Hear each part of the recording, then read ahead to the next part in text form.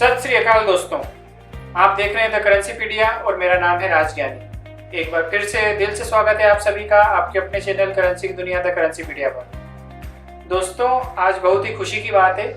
आज हमारे साथ नागपुर से सोहम रामटेके जी हैं। आइए हम जानते हैं उनसे कुछ ज्ञानवर्धक बातें। बहुत बहुत शुक्रिया ज्ञानी जी, और आई एम ऑनर्ड कि आप लोगों ने ये चैनल शुरू किया है जिससे काफ़ी लोगों को, हमारी जो जनरल पब्लिक है उन लोगों को कॉइन के बारे में और कॉइन कलेक्शन के बारे में ये जानकारी मिलती है। बहुत सारी चीज़ें हैं जो हमको पता नहीं होती है, बट इस चैनल के थ्रू मैं ऐसा एक ख्वाहिश करता हूँ, ऐसा होप करता हूँ कि लोगों को असलियत जो है या असली फैक्ट्स जो है कॉइन कलेक्शन के बारे में, हॉबी के बारे में वो पता चले। आपने ये कॉइन कलेक्शन का काम या कॉइन गैलरी जो है वो कब से स्टार्ट किया और उसमें क्या क्या चीज़ आप बेचते खरीदते हैं? हमारी गैलरी का नाम है न्यूमिस्मेटिक आर्ट गैलरी। इसका जो पहला शब्द है न्यूमिस्मेटिक, जिसका अर्थ होता है किसी भी तरह के पैसे को या सिक्के को कलेक्ट करना। तो ये जो एक हॉबी होती है, the hobby of collecting coins और मनी इज कॉल्ड न्यूमिस्मेटिक्स। तो न्यूमिस्मेटिक आर्ट गैलरी ये हमारी गैलरी का नाम है। ये हमारी तीसरी गैलरी है नागपुर, महाराष्ट्र स्टेट में, नागपुर शहर में। मेरे डैडी ने शुरुआत की थी 1977 में। इसको शुरू करने का हमारा सोच ये था कि उनको कलेक्शन में काफ़ी इंटरेस्ट था, दूसरे देशों के सिक्के या अपने इंडिया के जो पुराने सिक्के हो गए हैं वो।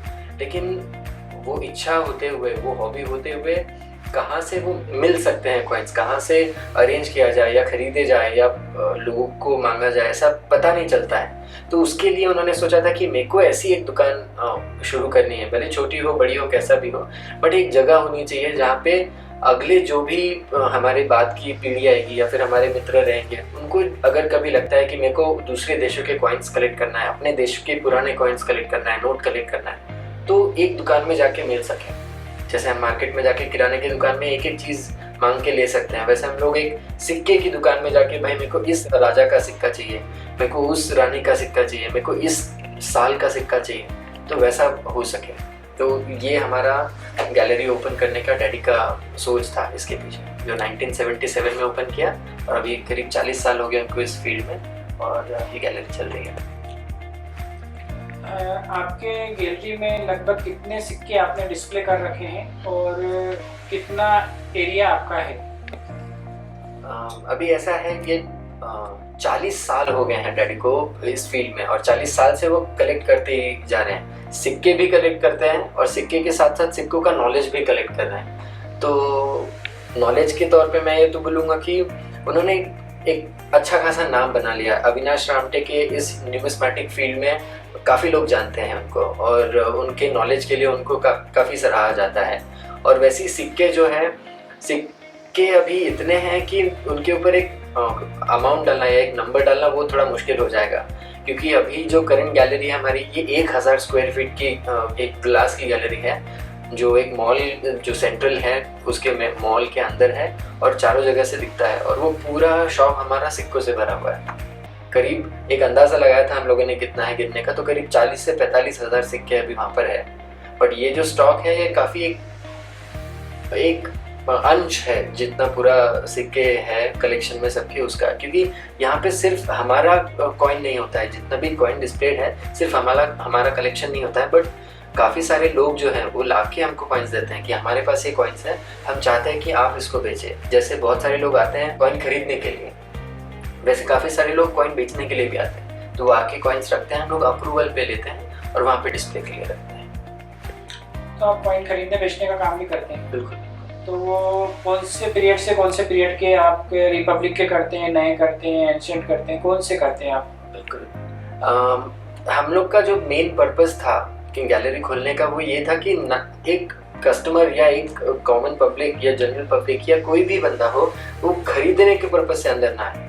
हम लोग एक छोटी शॉप लेके उसको दीवारों की शॉप रख सकते थे, लेकिन हमारी ऐसी ये कांच की दुकान रखने की एक ये वजह थी कि हम लोग चाहते थे जो जनरल पब्लिक है उनको नॉलेज मिले, क्योंकि जैसा जितना नॉलेज हमको कॉइन्स के थ्रू मिलता है वैसा बहुत कम दूसरी चीज़ों से मिलता है। हर बंदा किताबों की तरफ नहीं आजकल इतना इंटरेस्टेड होता है, लेकिन कॉइन्स जब वो दिखता है तो थोड़ा बहुत ज़्यादा इंटरेस्ट आ जाता है, उससे फिर हिस्ट्री से कनेक्ट होता है।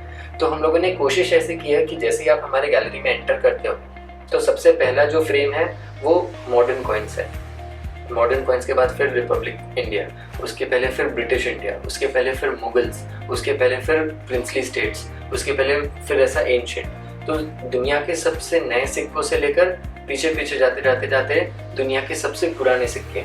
और वहाँ पे सबसे पहला सिक्का जो इंडिया में बना था 2000 करीब 600 साल पहले, तो 2500 से भी ज़्यादा साल पहले गांधार जनपद का सबसे पहला सिक्का बना था। तब से लेकर आप अब तक का जो सबसे लेटेस्ट सिक्का निकला है गवर्नमेंट ऑफ इंडिया से, रिपब्लिक इंडिया से, तो वहाँ तक का हम लोगों ने ऐसा एक सारा अरेंज वहाँ पे रखने का कोशिश किया है। इसके साथ साथ वहाँ पे सिक्के तो हो गए, उसके साथ साथ हम लोगों ने फॉरेन का भी रखा है।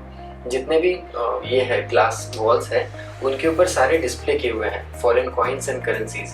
तो करीब 250 देशों का हम लोगों ने वहाँ पे डिस्प्ले किया है, अल्फाबेटिकली वहाँ पे लगाया है। और हर एक देश का नाम, उनका करेंसी, वहाँ का कैपिटल, वहाँ का फ्लैग, वहाँ का मैप, उनका सिक्का और उनकी नोट, ऐसा पूरा दुनिया भर का सारा करीब 250 देशों का डिस्प्ले किया। यदि आपसे कोई सिक्का खरीदना चाहे, वो नागपुर में नहीं रहता है, मान लो कहीं और रहता है, इंडिया में या अब्रॉड में कहीं रहता है, वो आपसे सिक्का खरीदना चाहे तो क्या वो खरीद सकता है? अभी देखिए, ये गैलरी ओपन करने का हम लोग की इच्छा ये थी कि ज़्यादा से ज़्यादा लोग गैलरी में आ सकें, क्योंकि ये एक्सपीरियंस जो है जहाँ पे आपको मुगल पीरियड के कॉइन्स या फिर एंशिएंट पीरियड के कॉइन्स जो 2000 साल पुराना सिक्का है, अदरवाइज आपको ये एक म्यूजियम में देखने को मिलेगा या यूट्यूब पे देखने को मिलेगा किसी और के पास। म्यूजियम में कैसा एक दीवार पे लगा रहेगा जिसके 4 फीट दूर एक रस्सी रहेगी, उसके 2 फीट दूर आप खड़े रहेंगे और वहाँ से आप देखेंगे कि अच्छा ठीक है, ये ऐसा एक सिक्का हुआ करता था। हमारी गैलरी में हम लोगों ने सारे सिक्के खुले रखे हैं। वहाँ पे एंटर करते बराबर आप देखेंगे बड़ा सा ट्रे है जिसमें सारे सिक्के रखे हुए हैं, अलग अलग ट्रे में है। 10 रुपए का ट्रे जिसमें से कोई भी सिक्का लेंगे 10 रुपए का, 20 रुपए का एक ट्रे, कोई भी सिक्का लीजिए 20 रुपए का, 50 रुपए, 100 रुपए, 500 रुपए, 1000 रुपए, ऐसे ऐसे बढ़ते गए ताकि आपके बजट के हिसाब से आप वो सिक्का ले सकें।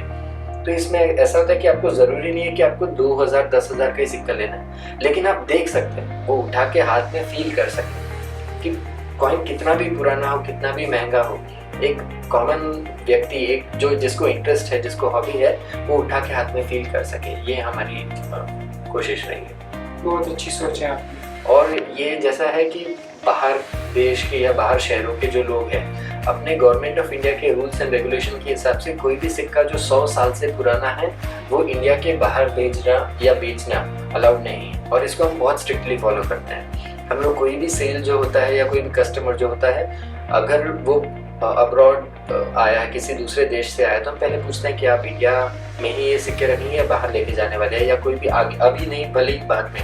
तो अगर उनका कहीं से भी हमको लगता है कि बाहर लेके जाने वाले हो और जो सिक्का वो ले रहे हैं वो 100 साल से पुराना है, तो हमको वो नहीं बेचते, ताकि हम लोग चाहते हैं अपना इंडिया का जो धरोहर है वो इंडिया में ही रहे।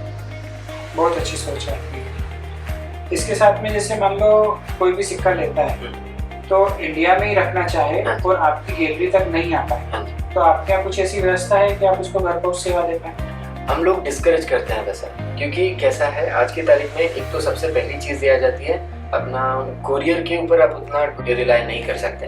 अभी 10, 20, 50, 100 रुपए तक का सिक्का है, उसमें उतनी दिक्कत होती नहीं है। बट एक सिक्का है समझो 10,000 रुपए का, वो मैंने यहाँ से भी अपना स्पीड पोस्ट से सेंड कर दिया, बीच में वो हो जाता है गायब, तो उसका आप जिम्मेदार होंगे या मैं जिम्मेदार हूँगा? आपने पैसे दे के मेरे को वो खरीद तो लिया सिक्का, मैंने आपको भेज भी दिया, तो मेरे तरफ से प्रोडक्ट चले गया, आपके तरफ से पैसा चला गया, वो बीच में अगर गायब हो जाता है किसकी जिम्मेदारी? अच्छा, इसको इंश्योर हम कर नहीं सकते, क्योंकि इंश्योरेंस किसी चीज़ का होता है उसकी फेस वैल्यू, क्योंकि ये पैसा है, कोई भी सिक्का हो वो पैसा है। अगर ये एक पेंटिंग होती थी, कोई एक प्रोडक्ट होता है जिसका MRP होता है, तो मैं लाख रुपए का इंश्योरेंस कर सकता हूँ। बट अगर 1 रुपए का ब्रिटिश इंडिया का पुराना कोई सिक्का होगा जिसकी वैल्यू काफ़ी ज़्यादा है, 1000 रुपए का सिक्का होगा, लेकिन फेस वैल्यू 1 रुपी लिखा है, तो उसका इंश्योरेंस जब आप क्लेम करने जाओगे तो दैट वैल्यू होल्ड्स ओनली 1 रुपी, तो उस पर इंश्योरेंस क्लेम आप 1 रुपए का कर पाओगे, तो इसलिए हम लोग उसको इंश्योर नहीं करते। अच्छा, कम वैल्यू वाले सिक्के आप पोस्ट करते हैं? कुछ रेयर केसेस में हम लोग करते हैं, जब हमारे एक तो जो जिस बंदे को हम लोग भेज रहे हैं वो हमारे पहचान का हो या अच्छे से बात हो चुकी हो, उस केस में हम लोग भेजते हैं।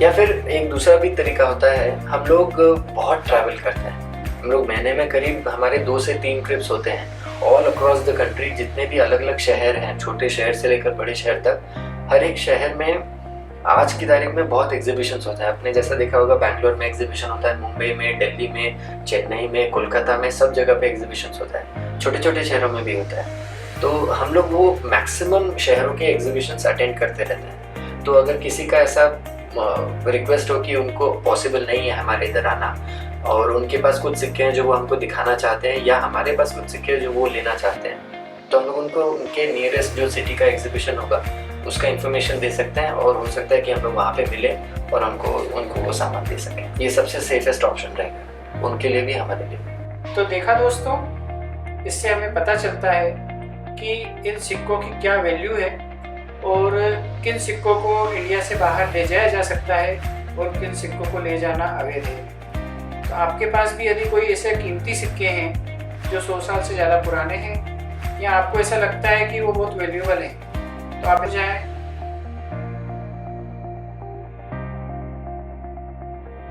सोहम जी, यदि आपकी गैलरी पे कोई व्यक्ति आता है और या तो मेरा सब्सक्राइबर होता है या मेरा नाम लेके आपके पास आता है और आपसे कोई प्रोडक्ट खरीदता है, तो आप उसको क्या कोई डिस्काउंट दे पाएंगे? बिल्कुल बिल्कुल देंगे सर। हम लोग चाहते हैं कि हमारे थ्रू आपका हेल्प हो और आपके थ्रू हमारा हेल्प हो और हम दोनों के थ्रू हमारे दर्शकों का हेल्प हो। तो मेरी तरफ से मैं आपको आपके थ्रू जितने भी कस्टमर्स आते हैं, जितने भी कलेक्टर्स आते हैं, डिस्ट्रीब्यूटर्स आते हैं, हम उनको एक 5% डिस्काउंट दे सकते हैं। बहुत बहुत धन्यवाद।